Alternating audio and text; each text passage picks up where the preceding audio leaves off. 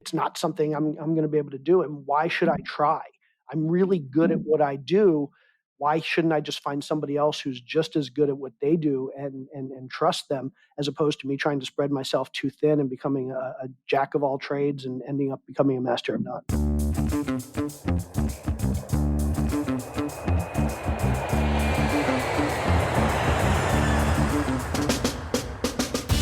Welcome to Passive Income Pilots, where pilots upgrade their money.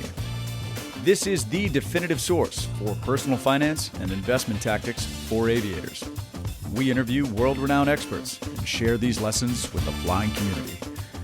So if you're ready for practical knowledge and insights, let's roll. Welcome back to Passive Income Pilots, everyone. Tait here with Ryan Gibson. How you doing, man? Good to see you, Tait. Good to see you in uniform. I usually don't podcast in uniform, but as soon as we're done with this intro, I got a jet. We just had an amazing conversation with Jay Scott. Ryan, you want to tell us a little bit about Jay? Yeah, I've known Jay for a number of years, probably 7 years now. And what I love about Jay is that he is a all-around investor. When I say all-around investor, I mean he does everything from stock investing, note investing, real estate investing. He's an active investor. He's a passive investor. He's written books about investing, 4 books to be exact. I think 5 maybe now. I've got 3 of his on my shelf: Flipping, Estimating Rehab Costs, and Negotiating. And Real Estate by the Numbers, that just came out 6 months ago, which I thought was a couple years ago, but it came out 6 months ago. Time flies. And this guy, he has really good stream of thought and just really thoughtful about investing, how he makes his investment decisions. We get into a little bit of renovating strategy and tactics. We talk about syndicating. We talk about multifamily. We talk about some things that happened recently in multifamily, that some deals gone bad, not his deals, but deals in the market he was in, and kind of the differences that he identified and why he didn't move forward with those deals, which is pretty cool. And we just kind of wrap up with where we are in the economy. So pretty good episode. I think my favorite part about the conversation is the depth of knowledge. Just demonstrates how, if you know what you're doing in the real estate world, there's so much beyond stock market investing. There's so much beyond a 401k. And if you take the time to learn the skills, or at least just invest passively, it's incredible to hear his depth of knowledge, because it demonstrates what an incredible industry the real estate industry is and how much is there. And even go a notch up on that, we talk about what angel investing is. So if you ever hear about he's an angel, or that's an angel investor, we kind of get into what that is and the risks associated with it. And how to get into it if you are interested. Yeah, exactly. Let's get right into it. Tait, take us away. Here we go. Jay Scott, it's an absolute honor to have you on the show. Thanks for coming on. Oh, thrilled to be here. Thanks, guys. Appreciate you having me. Yeah. So, Jay, I don't know if you remember, but we met in 2017 at the Best Ever Conference. I heard you on stage. And to this day, I remember one tactic in negotiation that you said that stuck with me all these years that I still use today, which is kind of funny. When someone counters you or something, you always give them like a weird number, like $89,715. And that it's like stuck with me. Instead of giving them like a 90 grand or 50 grand or whatever, you give them that weird tactic. So thank you for that. I think you've saved me some money over the years. So absolutely. And for anybody out there that's wondering why we do that, it's because then it sounds like we put some thought into that number, and that number is actually meaningful. So make it sound like, well, I'm getting ready to sell an investment, and I've calculated that when I get paid out at the closing table, I'm going to have $95,368 at the closing table. That's what I have to spend. And it's much harder to counter a number like that, because it feels like that number has meaning than it is, hey, $95,000. Okay, he just threw out a number. Now it's my turn to throw out a number. Yeah, exactly. But yeah, to kind of introduce Jay a little bit, one word that I can think of when I think of Jay is talented. Talented, right? Author, writer, investor, family man. You're consistent, a good speaker, podcast host, and you've invested in like everything: angel investing, apartment investing, house flipping, note investing, like everything. And I think that's just really impressive. What are you most proud of out of all that stuff? The family man. Okay. So honestly, I am, because that was probably the hardest of all of those things that you mentioned. My wife and I, we worked in the tech industry for a long time before we met and decided to get married. We were both in our mid 30s, and we were making a lot of money in the tech industry. And when we decided to get married, we realized that we had to start a family pretty soon if we were going to have kids, just because of our ages. And we had to decide pretty early on, like, who was going to be the stay at home, who was going to keep working. And we didn't like the idea of one of us working 80 hours a week and the other kind of becoming a stay at home mom or dad. And so we decided at the same time pretty quickly, hey, we're just going to give up our jobs, and we're both going to kind of leave the tech industry, and we're going to figure out a way that we can kind of create work-life balance for us, put family before business. And so we had really no idea how we were going to do that. Real estate ultimately ended up being that vehicle, but we didn't know that at the time. And so basically it was kind of a wing and a prayer sort of thing when we decided to quit our jobs and figure out what the next steps were going to be. But we knew we had to do that for the family. That's great. Tate, I know you're dying to jump in here. What did you want to jump in and ask? Well, Jay, you've done everything under the sun. I mean, since the last recession up until now, you've flipped houses, you've syndicated, you've angel invested, you've done all this stuff. What do you, I don't want to spend a whole lot of time, regurgitating the same thing that you talk about on other podcasts. It's like, what's next? What do you see the real estate market doing right now? What are you looking forward to? Where are you seeing opportunities? Like, what are you passionate about right now in business and real estate, and what fires you up? Yeah. So when I think of kind of time blocking my life, I kind of break things into two. There's my real estate life, and then I do things out of real estate. And the things I do out of real estate, like we've mentioned, I like to write books. I love to teach. I do some angel investing. I invest in businesses. I do some advisory work for businesses. And so outside of real estate, that's actually the thing that excites me most. We've seen a lot of innovation in this space called prop tech, property technology. And when I say prop tech, think of companies like Airbnb or Zillow, those super massive companies that kind of focus on the intersection of real estate and technology. But there are tons of smaller companies out there, startup companies out there that are trying to figure out how to improve the real estate industry through technology. And so I've been very fortunate, because I have a background in technology, that I've been able to hook up with a couple of those companies. And so outside of real estate, I do some advisory work, helping those companies kind of bridge that gap between the technology they're trying to build, and make it actually usable and useful for people inside the real estate industry like us. So outside of real estate, that's kind of what I'm most excited about, that advisory work that I'm doing. Inside of real estate, I started syndicating about 4 or 5 years ago. And at the time, it was a difficult decision to make, because when you syndicate, obviously you guys know this, you're taking money from investors. And right. So now you have this fiduciary responsibility, meaning this financial responsibility to your investors. But you also have more than that. You have very much just an ethical responsibility, which is part of fiduciary, but I think it extends past just the doing what's right from a monetary standpoint. And so I knew that once we jumped into syndicating, that I needed to make a commitment to my investors. And it couldn't be something that I could say, okay, I'm going to try this out for a couple of years, and then if I don't like it, I'm going to move on. I needed to basically make a commitment that I would see every deal that I did through. So when I jumped into syndication, both to my partner, to my investors, to my family, I basically made this commitment that I'm going to be doing this for at least 10 years. So my commitment is in that space. And so from a real estate perspective, that's what I'm doing at least for the next 4 or 5 years, without a question, whether I love it, whether I hate it.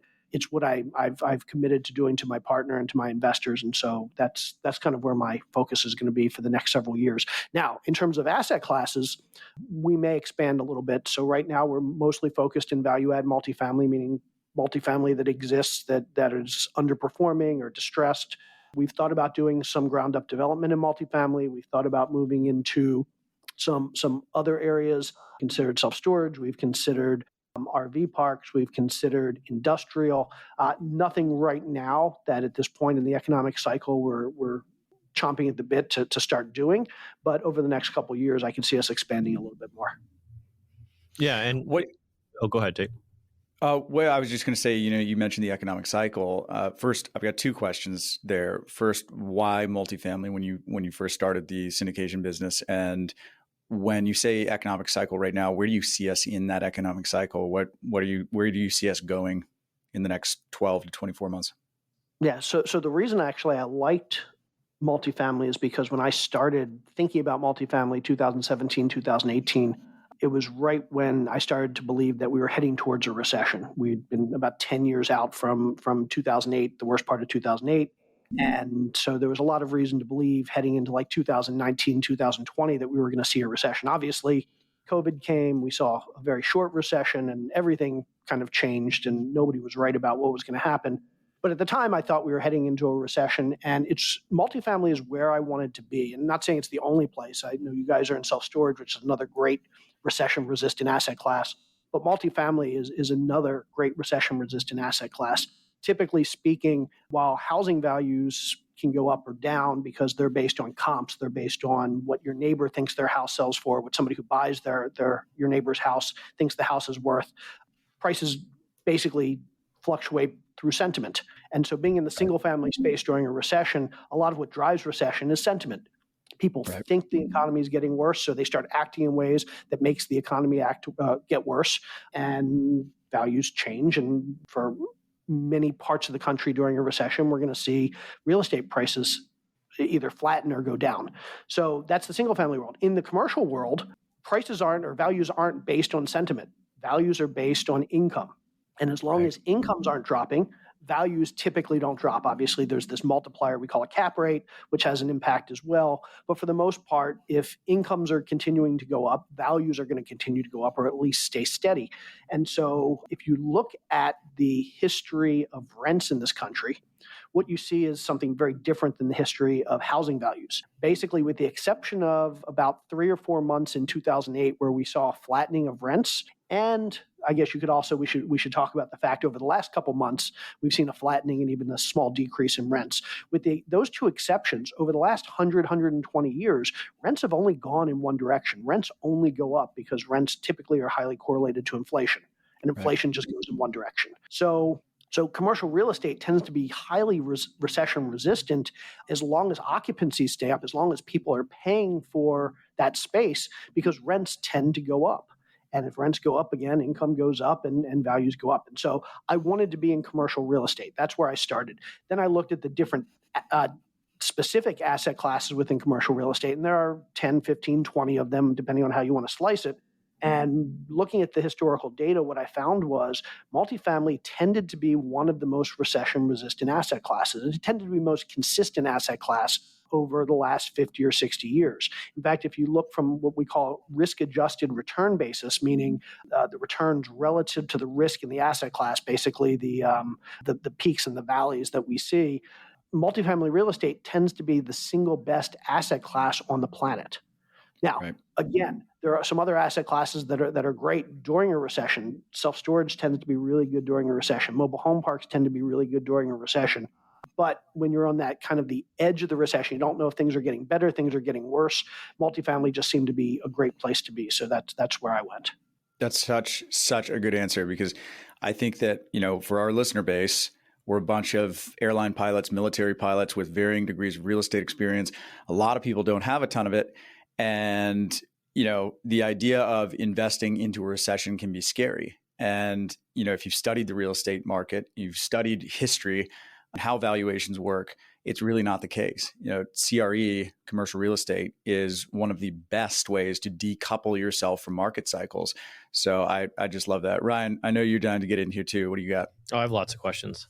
But I want to shift gears just a little bit on the syndication side. So you decided to go into syndication. That's a big deal, right? Because you go from flipping, note investing, basically handling your own money, and then you decide to start raising capital from investors back, 5 or 6 years ago. What was the biggest takeaway in that? I mean, the number one thing where you're like, man, I really learned this, or I didn't think that this would happen, or, because there's some people that most listeners that we have are, airline pilots, like Tait was saying, that maybe are just flipping houses or just doing, their own deals or their own investing or managing their own funds. And maybe they're thinking, maybe I want to try this someday. What's the word to the wise here as a 15-year plus investor in the space? Yeah, so there were a ton of lessons that I learned and things that kind of hit me that I had never really considered. One of the biggest probably was just what my comfort level and my confidence in my deals was. I got to the point where I was flipping houses, and we were very fortunate that over the course of literally 400 plus flips, we only lost money on one deal. But towards the end, it got to the point where we weren't really doing much analysis. And let's be clear. When I say we lost money on 1 out of 400 deals, a lot of people can look at that and say, wow, that you did awesome. But in reality, two things happened. One, the market was fantastic. I picked the best time in history to be investing in single family housing. So it would have been difficult after, let's say, 2013 to lose money on a deal. I mean, it was Right. easy to make money. And even from 2008 to 2013, I mean, it was pretty easy to make money. So I'm not patting myself on the back for that. It was the best time in history to be investing. But number two, it's an indication that I was probably being way too conservative. I was probably doing way fewer deals than I should have been doing. And looking back, my wife, throughout, again, the 10 years that we were flipping houses, was saying, hey, we should be doing bigger deals. We should be doing some riskier deals that have potentially much higher returns. And I was always scared to do those. And in retrospect, the fact that we only lost money on 1 out of 400 deals says we didn't take nearly enough risks, especially since it was with our own money. We should have taken more risks. We should have lost money on more deals. And so that was a big takeaway. But then moving into syndication, what I realized was towards the end, we weren't even really analyzing our deals. We realized we've seen this type of deal 100 times before. It seemed to work out. It's a good area. The numbers sort of seem to work. Okay, we'll buy it. We'll probably do just fine. You can't do that in the syndication world for a couple of reasons. Number one, you need to be able to sell the deal to your investors. You need to believe it. And if you don't believe in it, they're not going to believe it. And then number two, even if you can sell the deal like with your enthusiasm, your investors are going to want to see the numbers. They're not just going to take your word for something being a good deal. And so after 10 years of kind of getting really lax on our analysis and our due diligence, we had to go back to getting really serious again about our underwriting, our analysis, and our due diligence, because we knew our investors were going to require that out of us. And so I basically had to get back into this mindset of I need to be rigorous. And after a couple of years of not being rigorous, that was a difficult mindset to get back into. Oh, I love that, because there's an airplane analogy. All right, you ready for it? Yeah. Complacency is what kills people in aviation, right? And so, when you're making that leap from flying private planes, VFR day, not much to think about, jump in the plane, just you and maybe a friend flying somewhere, no big deal, right? But then you start, an airliner with a couple hundred people in the back, and you got a few things to think about, right? So definitely good segue there. So. Yeah, and let me tell you something. I used to fly VFR, and I never got past VFR, but I saw that complacency just in VFR flying, and scariest flight I ever flew was I'm coming in for a landing, and I'm still a good bit from the ground, and I basically went into a stall because I just wasn't monitoring my airspeed. I had done this landing on this runway 100 times, and just wasn't paying attention. And yeah, that complacency can really get to you if you let it. Yeah. Well, this is what I always say about syndication, is that it's like being a passenger on a professionally flown aircraft. So, Jay, you are a consummate real estate professional.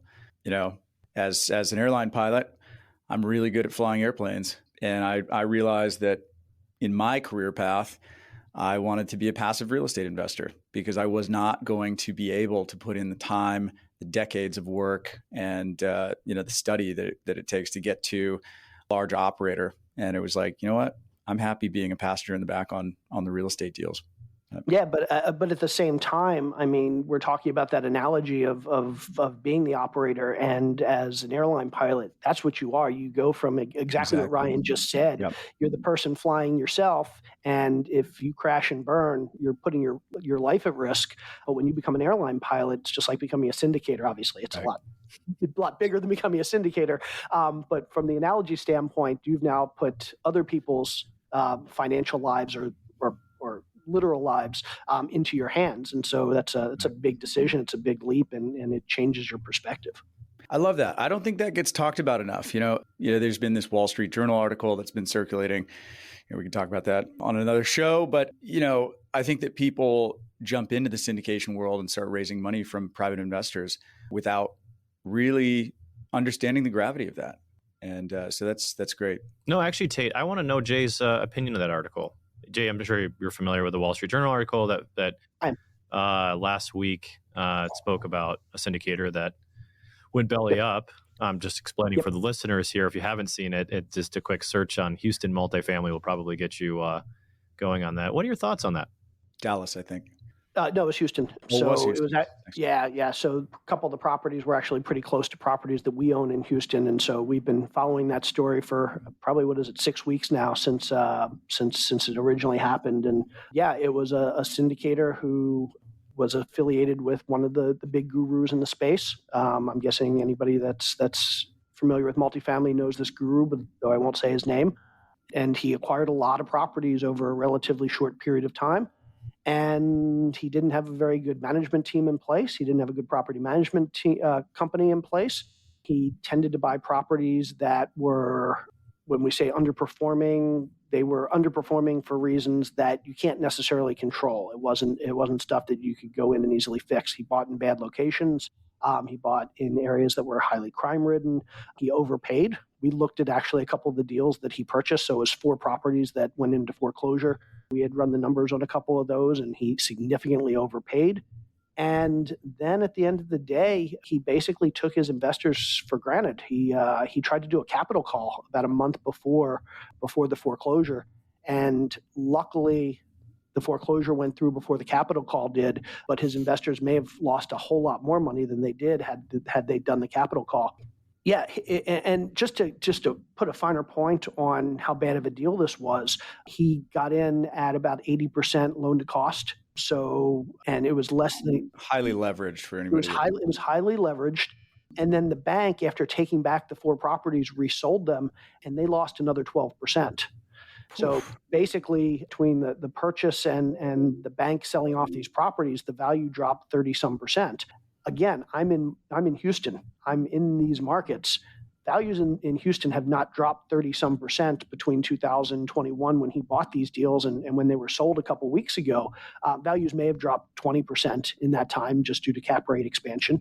But that means that he overpaid by at least 10% if you look at the numbers. And so I think he just went in with this attitude that multifamily has been great over the last several years. And if I buy now, I don't really need to do that much due diligence. I just need to convince my investors to put money in and everything will work out. And as we see, just because it has worked out for the last 10 years, doesn't mean it always will. And all of us are struggling right now. All syndicators are having issues. There's nothing wrong with having issues. There's nothing wrong with having to tell your investors, look, things are tough right now, but you don't want to go back to your investors later and say, hey, it turns out we overpaid by 10%. That's a huge miss. Yeah, and I think that it goes back to the flying analogy that anybody can fly when the weather's good and when everything works. But on that day where it's stormy and you have a hydraulic failure, the crew makes the difference. So, 100%. Yeah. When the real estate market is going up like it has been for the last 10 years, it makes a lot of people look like geniuses.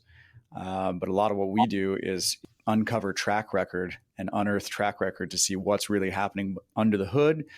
What do the operations actually look like? So how much is that performance that you may have done actually due to your efforts or what was due to just a screaming market? Who's on your team that prevents these types of things? Like who have you surrounded yourself with to prevent what happened in Houston at Bar Down? So we are very good at componentizing parts of the business and putting people in charge of different parts of the business that they're really good at. So my partner, Ashley Wilson, is amazing at operations, asset management. That's what she is tasked at doing. And when it comes down to making an operational decision or an asset management decision, it's not a democracy in the company. Obviously, we all have input. We can all say what we want, but at the end of the day, she's tasked with doing the right thing and making the right decision, and she ultimately makes that decision. On the underwriting side, it's my partner Kyle and I.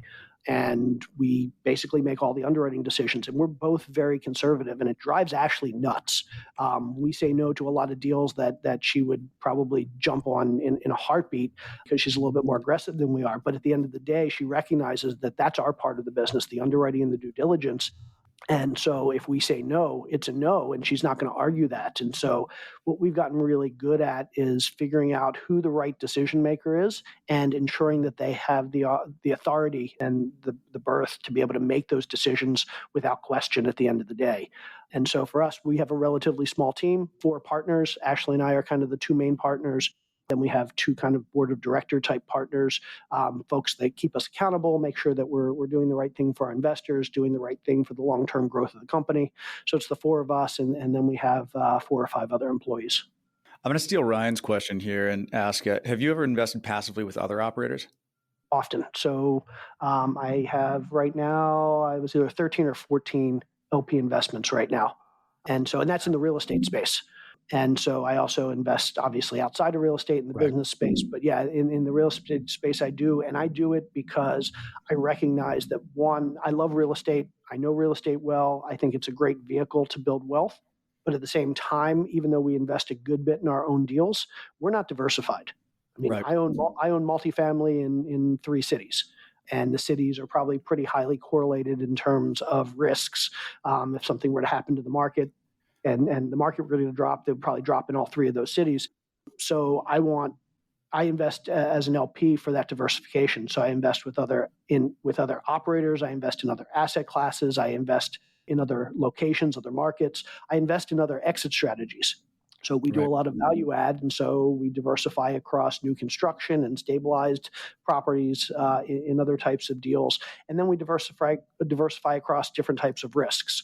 So we invest in Houston as a market that's highly susceptible to storms. So we do some investment in areas that tend to be not at all susceptible to things like weather and natural disaster type risks. And this is the beauty of syndication, right? Because you couldn't, as incredibly talented as you are in real estate, there's no way that you would have the time or the physical ability to get to those places to participate actively in all of those activities, right? 100%. I mean, if I wanted to invest in self-storage, as smart as I might think I am, and as much as I might be able to learn in a year or 2, I'm not going to learn as much about storage as you guys. It's not something I'm going to be able to do. And why should I try? I'm really good at what I do. Why shouldn't I just find somebody else who's just as good at what they do and trust them, as opposed to me trying to spread myself too thin and becoming a jack of all trades and ending up becoming a master of none? Yeah, I love how you're like a real investor. A real investor invests at all points in the cycle, invests in diversified asset classes, invests in what they know, invests and recognizes what they don't, and is able to find good opportunities.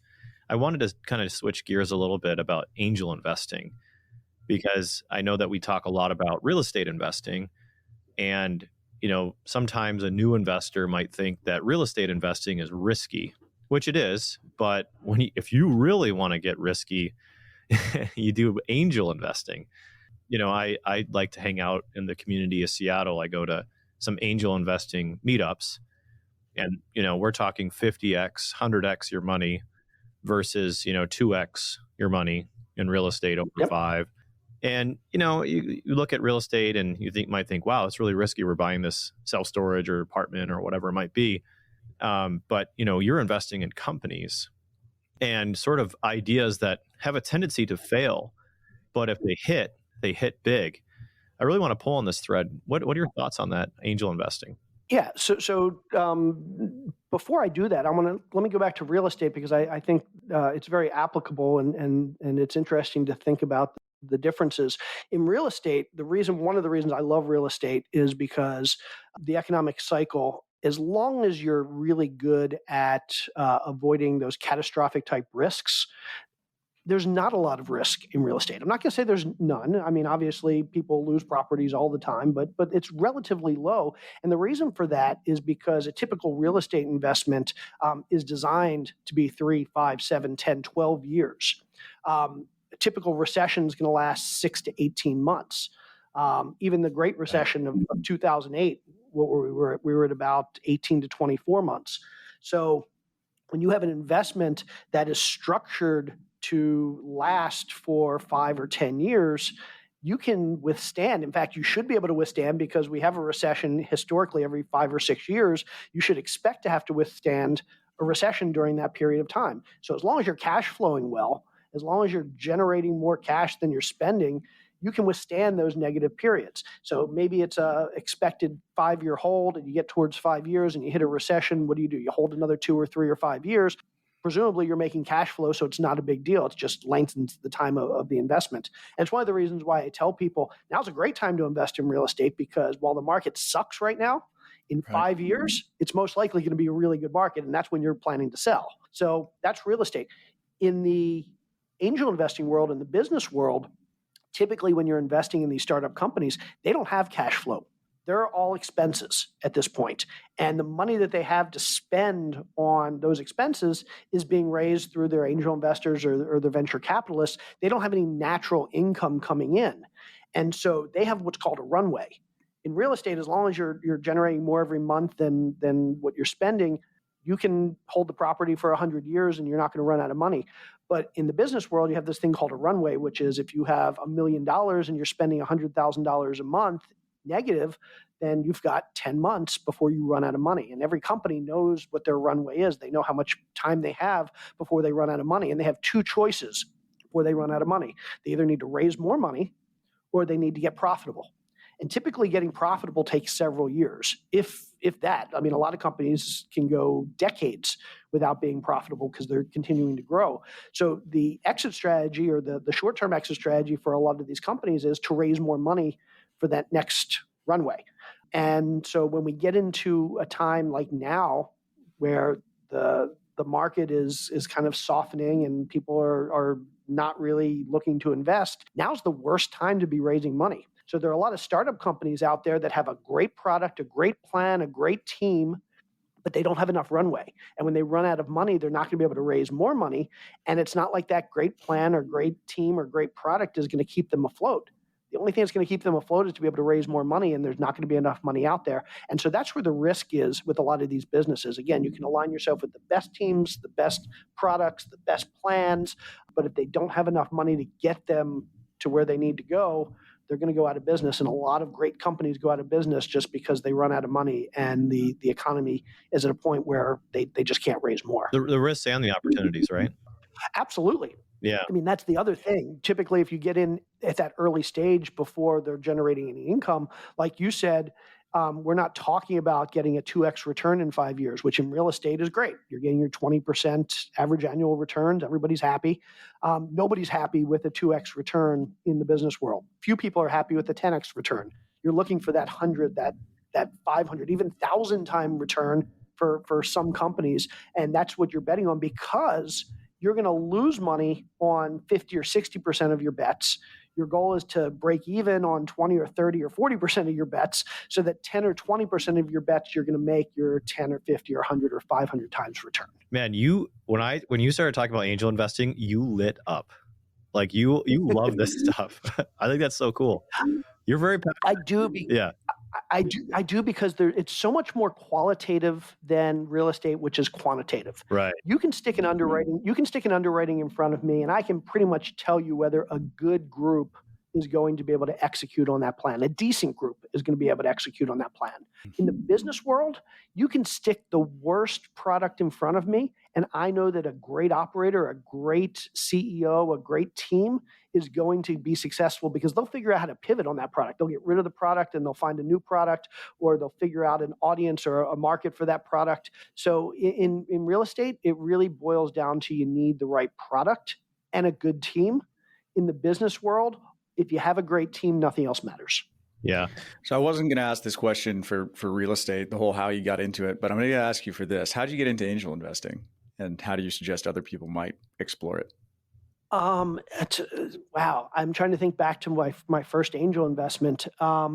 It actually was back when I was in the tech world, and I had a friend that he was looking to start his company, and I knew nothing about angel investing, but I knew he was trying to raise a couple $100,000, and he was just coming to some friends and he said, "Hey, do you want to invest?" And I said, "Well, sure. Why not?" and I gave him some money. I ended up losing that money, like I've done on a lot. I could say I only lost money on one real estate deal. I've lost a lot of money on a lot of angel investments, but that's the nature of the game. But that's where it started. And after I gave him the money, I was like, I should probably figure out like what terms I should be asking for, how much stock I should be getting, what this investment should look like. And so I started researching, and I realized, wow, this is an interesting investing strategy. And again, this is before I ever even thought about real estate. And so from there, I actually ended up doing some mergers and acquisition stuff and working with some venture capital firms, and I ended up working for a company that ended up selling for nearly $1 billion. So I got to see the inside of what like the for lack of a better term, mergers and acquisitions looked like in the tech world and the business world. And I got to see like the multiples that these companies trade for and how well the investors that got in early did. And it got me really excited. If I can find a company like this that I can get in early, literally I can 100 times my money, 1,000 times my money. I can retire on one company. And what I've realized since then is it's really hard to find those companies. And at the end of the day, you've got to hit a bunch of doubles and triples because that's where the money's made. But it got me excited just kind of falling into this one investment to learn how the business works. And from there, I started seeking out investments and still do. Could you point to a couple of books or podcasts that if somebody's listening to this and they're like, this lights me up? Before you answer though, Jay, you wrote two books in 2013. You wrote a book in 2018, 2019, 2020. So you're past due for a book. And it sounds like your next book needs to be on angel investing and everything that you need to learn. There we go. You heard it here first. Well, allow me to correct you on one thing. I did just release a book about 6 months ago. Oh, okay, cool. Okay, called Real Estate by the Numbers, and it's basically all the math and finance that go into investing. And my co-author is Dave Meyer, VP of Analytics at BiggerPockets, and awesome book. I thought that came out in 2020. I thought that no, that was about 6 months ago. I started writing it in 2020. Actually, 2018. It took 5 years. Yeah. Wow. And by the way, I just want to give your books a little shout out here. If you're a pilot and you're thinking about like getting into rehabbing, flipping, whatever, your books are fantastic on that. And it's the book on flipping, the book on estimating rehab costs. And what are the other two? The book on negotiating real estate and recession-proof real estate investing. Yeah, but like estimating rehab costs, like incredible book. So if you haven't read it, we'll put a link into the show notes to Amazon. You can go buy it. It's like perfect 5-star reviews. Everybody loves that book. So excellent. Even if you're doing a home renovation, great for that. Got it right behind me. And if you're listening to this, you're not watching it on YouTube, Jay has an entire bookshelf and wall behind him of all of his authorship. I do that because I give away a lot of books, so I have to keep them in stock. Awesome. We do have a question from one of our listeners. We talked about. Well, and before we get to that, you went and grabbed a book from your bookshelf before we get off angel investing. Yeah, so if anybody wants to learn about angel investing, there's really only one good book out there. It's called Angel, actually, and it's by a guy named Jason Calacanis, and he was an early angel in Uber. That's kind of his claim to fame. For anybody that listens, there's a podcast out there called the All In Podcast, which is a really good business podcast, but he's the host of that. And so he's got a good book, and he also has a angel investing group out there for accredited investors where he can actually like help you find deals. And Amazing. That's perfect. Yeah. All right. Well, now we can switch gears. I also wanted to just say too, if you're thinking about how to get into angel investing and you're not in the tech world like Jay was, even if after you read that book that Jay recommended, I just went on Meetup and found this group called Karetsu Forum, and they're pretty good. I actually haven't made any moves, but I am just learning. And I signed up for a year, went to all their meetups, and watched companies pitch their opportunity to invest in them. And so I learned a ton about angel investing doing that. So pretty cool. Yeah, well, what I'll remind everybody who thinks about getting into angel investing, it's just like when people get into real estate and they start looking at deals and they're like, oh, this looks like a good deal and this looks like a good deal and everything looks like a good deal because you don't know what you're really looking at. And then when you get really good at it, you realize, 1 out of 100 deals is a good deal.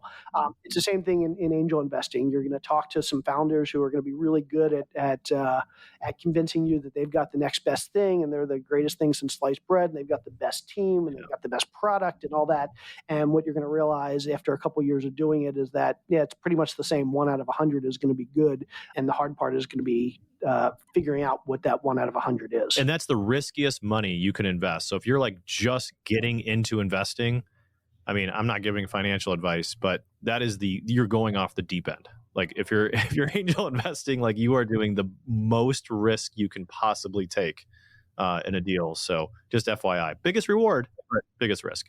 And it can be the most demoralizing investment you ever make as well, because let's say you put $5,000 into an angel investment or $10,000 into an angel investment. A year later or 2 years later, they're raising money at a much higher valuation. And on paper, your $10,000 investment now looks like it's worth $300,000. And so when you're filling out your personal financial statement that you're using to get your bank loans, you can legally, because they actually have to tell you what the valuation of the stock is, you can legally say my $10,000 is now worth $350,000. And then 6 months later, that company goes out of business and you have to go to your financial statement and now you see $350,000 just wiped off your net worth. And it's the worst feeling in the world. Yeah, that's great. We always say that real estate is get rich slow, but it's get rich for sure. Yeah. 100%. So, excellent. Well, switching gears a little bit from angel investing, we did actually have a couple of people write in because we put out there that you were going to be on the show. And a lot of, our audience is primarily airline pilots making, $250 to $600,000 a year, usually have an investment property or two. A lot of it probably needs a renovation. So one of the questions we got from a couple people was, hey, what would Jay recommend in terms of estimating a rehab? And I know this is kind of a broad question, but we'll kind of take it where you want to go in terms of estimating how much it's going to cost, finding a good contractor, and actually executing on that. Yeah, so it's such a tough question. And I'm never one to say, buy my book, buy my book, buy my book, but really... buy his book. Buy. Yeah, so let me talk a little bit about, and don't think you're going to buy the book and it's going to tell you how much it's going to cost. Right. Because when it comes to how much things cost, it's going to depend on how old's the house, how high end of finishes you want, what market you're in, what types of stores you shop at from the labor side, what types of contractors you use. Do they carry insurance or do you pick them up down at Home Depot? I mean, there's so many things that impact the cost of labor materials. But what the book will teach you, and what I can talk a little bit about here, is that there's a methodology. And it's important to learn the methodology. And the way I like to think of it is, a house is made up of lots of components. And so you have things like the roof, you have the siding, you have the framing, you have the kitchen, the cabinets, you have the countertops, you have the flooring, you have the paint, you have the plumbing, the electrical, the HVAC. At the end of the day, I break it down into 25 components. And each of these components in the property, when you go to look at a property, are going to be in one of three conditions. One, they're going to be just fine and you don't have to do anything. Two, they're going to be non-functional. Something's going to be broken and you're going to have to fix it for safety reasons or functional reasons. Or three, it's going to be working, but it's going to be out of date and you have to fix it for cosmetic reasons. And so what you need to do is you need to be able to walk through a house, and for each of these 25 components, you need to say, let's take the roof, for example. For the roof, you need to be able to say, is the roof in good shape? Is it functional? Can I leave it? Or do I need to spend money on it? If I need to spend money on it, do I need to spend money to make it functional, or do I need to spend money to make it more aesthetically appealing? And roof is a bad example for aesthetics. We don't replace roof for aesthetics. But basically, you need to decide, you need to inspect the roof and determine, do I need to replace the roof? Do I need to repair the roof? And you can do this for each of the things in your house. You can go look at the kitchen cabinets and say, well, they look fine, but if you have a designer that comes in and says, yeah, these are out of date and you need to update the style, then you may need to replace them. And so for each of the 25 components, you need to decide, do we keep it, or do we fix it, or do we replace it? And then for all the things that are not kept, all the things that are fix or replace, you need to figure out what's the material cost to do that and what's the labor cost to do that. So at the end of the day, you're going to have 25 components. Within each component, you might have a list of 10 or 15 or 20 different things that you look at that you're either going to need to fix or replace. And then you're going to have to assign a labor and a material price for each of those things. Once you have that line item of 5 or 50 or 500 things that you need to fix or replace, and you assign a labor and a material cost for each of those 500 things, you add them up and there's your estimate. Now, a lot of people ask, how do I walk into a house for the first time and decide what's working, what's not working? What I like to say is there are two people you want to hire. One, a good home inspector. The home inspector is going to go in and tell you the things that are not functional. They're going to tell you the things that you have to fix because they're not working. This doorknob doesn't work. The dishwasher doesn't work. The plumbing is corroded and doesn't work. The electrical is old aluminum wiring. You have to replace that. Whatever it is, they're going to tell you the things that don't work.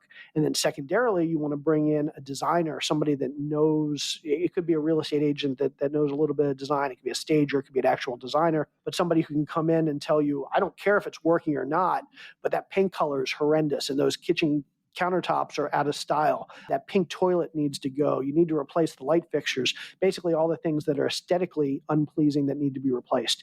And between all the non-functional things that the inspector tells you and all the aesthetic things that the designer tells you, that's your list of things that you need to replace. And again, for each of those, you need a labor price, a material price. You add them up, and there's your estimate. When you were flipping all those 400 houses, did you shop for your materials and have them dropped off at the site? Yeah, so I'm a big fan of I leave as little to chance as possible. So I don't like my contractors picking my materials. I want my contractors to be great at replacing things and fixing things. I don't expect them to be great at figuring out what light fixture I want or what light fixture goes with that plumbing fixture or what color paint goes with these cabinets or this flooring. So at the end of the day, I have full control of my materials. Now, who buys them? If my painter says I can get a much better price at Sherwin-Williams than you can, great, you buy the paint. But here's the color. Right. I'm gonna dictate what the specific material is. If I'm gonna go buy lighting fixtures and my electrician says, "Hey, I have a supplier that can provide those same fixtures but at a cheaper price," great, you go buy them. But again, these need to be the fixtures. So I want to dictate what the materials are. As for who buys them, that's going to be whatever the cheapest is. But typically what we do at the beginning of the project is we'll make a list of all the materials that we need. We'll figure out where we're buying them from, and we'll place big orders. We'll get them shipped to the property. We might put them in a pod. We might put them in the garage. We might put them in the living room. But we want everything there on site the day the project starts, because the worst thing in the world is having a contractor that says, I can't keep working because I'm stopped because you haven't gotten me the materials. It's hard enough to keep a contractor actually moving forward. You don't want to give him any good excuse for not doing so. So I like to make sure all materials are on site as of day one so that my contractors never have an excuse about what to use or having it available to start. Yeah, it makes a lot of sense. Thanks for that thoughtful answer. That's really good. I know that we're getting close to the end here, and I did want to talk about, Jay, there's lots of noise on Facebook, but I love your posts, and they're really thoughtful. You kind of talked a lot about the bond market and its failure and its impact that it could have, kind of called that a little bit almost. And you've also been kind of an OG in content and thought leadership in real estate. Now everybody is a thought leader because they've got ChatGPT. So, but like Jay's been doing it for real for like 10 plus years. So, writing books and things like that. So with that kind of background, what keeps you up at night? What is your concern right now about where things are going? Or, you can go most excited, but maybe let's talk about what kind of keeps you up at night first. Probably the political climate. I certainly, our economy is, I think, not certainly, I shouldn't say certainly, but I think our economy is likely headed for a worsening recession over the next 6 to 12 months. I don't think it's going to be a 2008 type event, but recessions are never fun. People lose their jobs, people make less money, get their hours cut, lose their houses. So it's never good. But I think the political climate is one of those things that the economic stuff will resolve itself. Give it a few months or years, it'll resolve itself. The political stuff just seems to be getting worse and worse, and we seem to be a lot more polarized. And I think that the political stuff can easily start to bleed over into the economic issues. And we're seeing that now with the debt ceiling. So I don't know when this episode is coming out. I know we're live right now on a couple platforms, but if you're going to release it later, this may not be an issue. The debt ceiling may already be resolved, but we're down to a day and a half away from basically running out of money if we don't agree, both sides agree to raising the debt ceiling. And the amount of people that I see from both sides saying, hey, we shouldn't be negotiating, let's let it fail, is just crazy, because I don't think people recognize what's going to happen if we don't come to an agreement on the debt ceiling. If not in the next day and a half, at least in the next couple of weeks, we could literally be destroying our economy forever. If we basically can't pay our bills, if we can't pay our debt, that's going to impact the U.S. dollar. U.S. dollar is currently the reserve currency. We're likely to be the reserve currency for a good while longer, just because there's nothing out there right now that competes. But if people lose faith in the U.S. dollar, there's going to be a competitor that emerges pretty quickly. And so I don't think people realize that this political infighting could potentially lead to ramifications that could really hurt all of us, not just the next year or 2 or 5, but forever. If you could wave your wand in policy on that, what would you do? Well, I mean, with respect to the specific question of raise the debt ceiling, we're not going to fix the economy or all of our economic problems in this country in the next day and a half. So yeah, you're right. You agree to raise the debt ceiling, but at the end of the day, I'm a big believer in common sense, and so I think there's a couple things we need to do. One, we need to spend less money. And a lot of people say, well, what are we going to cut? What are we going to cut? Well, there's a lot of things we can cut. There's a lot of wasted money in this country. And you look at, you break down the budget, and it's not hard to find hundreds of millions of dollars there. So number one, I mean, just like in my house, if I'm running out of money, what am I going to do? I'm going to spend less, number one. And number two, I'm going to try and make more. I have no problem with strategic raising of taxes, of closing of some loopholes. And let me tell you something, I'm probably one of those people, a lot of people would say I'm wealthy and I take advantage of those loopholes. I don't pay a lot of taxes because I have a ton of depreciation, and I'm a real estate professional, so I can offset all of my income from these multifamily properties I'm buying. But if somebody said to me, hey, you can't get away with paying zero taxes, I'd be okay with that. As long as I knew my money was going someplace good, as long as I knew my money wasn't being wasted. So I think the first thing is we need to revamp the budget in such a way that people actually can buy into what we're spending money on. People can say, I'm okay with my tax dollars going there. If we can do that, number one, then I think more people are going to be okay with raising taxes a little bit. I'm not saying 70% tax bracket for the wealthy. Anything over 100 million gets taken by the government, all those ridiculous things. But I think there are some common sense ways of closing some loopholes, raising some taxes strategically, where if the money is going towards things that we can all agree are the things we should be spending money on, we're not going to have the pushback that a lot of people think. And so at the end of the day, it's a budget. It's no different than your budget at home. You need to make more money and you need to spend less money. And then here's the other big thing. The best way to make more money for the government is to increase GDP, to increase productivity, to increase output. And at the end of the day, the reason why the U.S. has been such a powerhouse for the last 100 years, economically, politically, militarily, is because of innovation, is because we figured out how to propel our economy forward through increased output. And we did it with machines back in the 30s and 40s, did it with technology in the 90s, and since the 90s, we're likely going to do it with AI over the next 10 years. We're going to figure out ways to radically increase productivity, which is going to radically increase profits for companies, which is going to just increase GDP, which is going to allow us to collect more money without hurting people. And so I think increasing productivity over the next 5 or 10 years should be the single biggest priority for the government.